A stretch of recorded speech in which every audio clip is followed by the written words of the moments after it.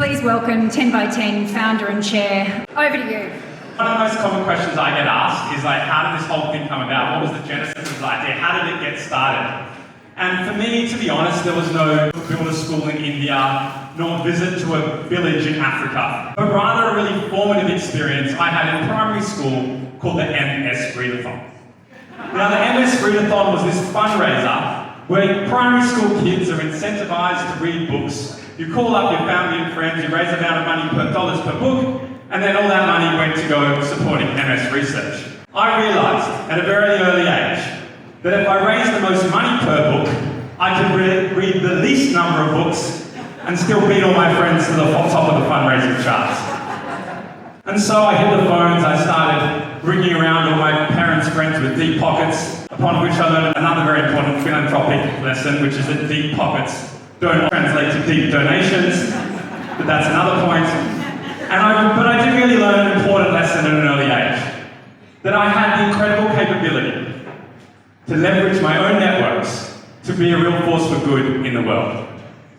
And if you think about what 10 by 10 has done, that is what we've done. We've leveraged the social contract that exists between friends and people and become a platform, a movement for creating amazing outcomes in community. When I first came together to start 10 by 10 with Nina and Jenny, we decided that there were two problems we wanted to try and solve. The first was that we really believed that young people want to do good, want to be involved in community and give back. We just lack the time, the knowledge, and the infrastructure to do so in a way that's meaningful to us and that makes a difference. And the other problem we wanted to try and solve is that we genuinely believe, like you heard from tonight, that change happens from the ground up. That at grassroots level in communities everywhere, from Bondi to Brixton to Brooklyn, there are incredible social change makers that lie at the heart of community that are best served to solve the problems that arise in their own community.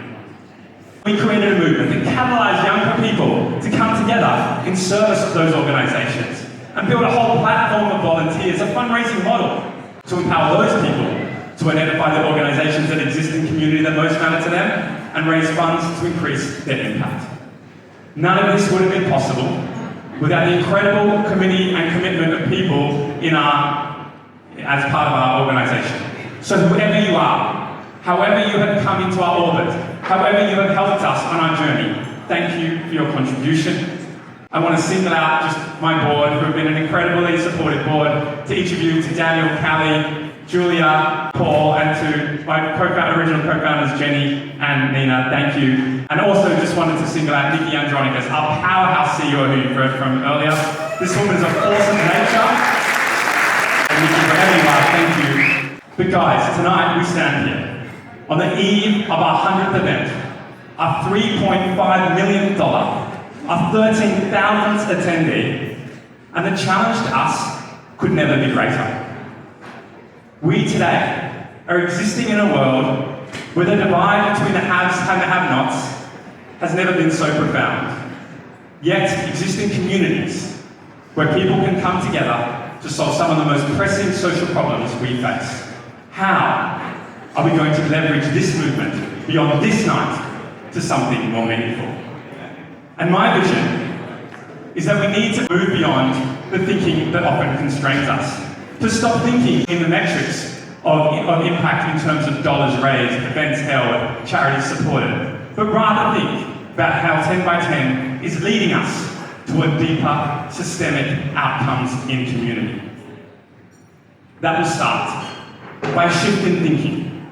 As Nick referred to before, we need to change the way we think about charity, to stop thinking of charities as such, and rather think of them as social impact catalyzers. To not ask an organisation what percentage of its fundraising goes to the field, because we'd never ask a for-profit company the same question. And to create a community and an environment that inspires young people around the world to work in social purpose organisations because they can get paid and they can define success in new and different ways. I believe in a vision of creating more Laura O'Reillys, more Rob Caslicks, more Lucas Patchett's, that we hold our social entrepreneurs in the same regard in this country as we do our tech entrepreneurs. But in order to do that, we need to build a philanthropic ecosystem that supports them. We need to connect the most effective grassroots organisation that exists in our community to the places in the philanthropic ecosystem where they can best leverage their impact. Today, 10 by 10 has proven itself to be an incredible model for impact. That number that Nikki showed before, that $3.5 million, we're giving away over $1 million this year, that's been done with 2 staff. This model is incredibly scalable and has significant leverage.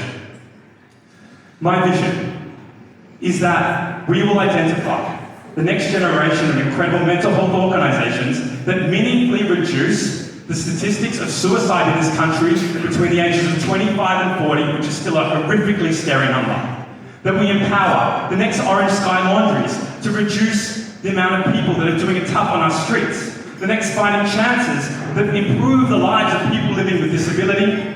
The Too Good Codes to reduce the number of women in domestic violence shelters in this city, which is absolutely a scary number. Our dream is that a kid that wakes up in Bondi, Brooklyn or Brixton comes into the world, sees a social problem, and knows there's a whole community around them that's going to support them to solve it. In order for that dream to be a reality, I need your support in 3 ways. The first, let's change the way we think about charity. The second, in our 7 years of evolution, we have never once come to our community and asked for funding. But tonight is our only night, and we ask you to do that by pledging, by the outlets that are around the room, by the QR codes that are on the tables, bidding on the auction items. So please support us with your funds. And the third thing, share the stories about the work we're doing. Volunteer to sit on our committees. Follow us on social media and be part of the movement that we're trying to build.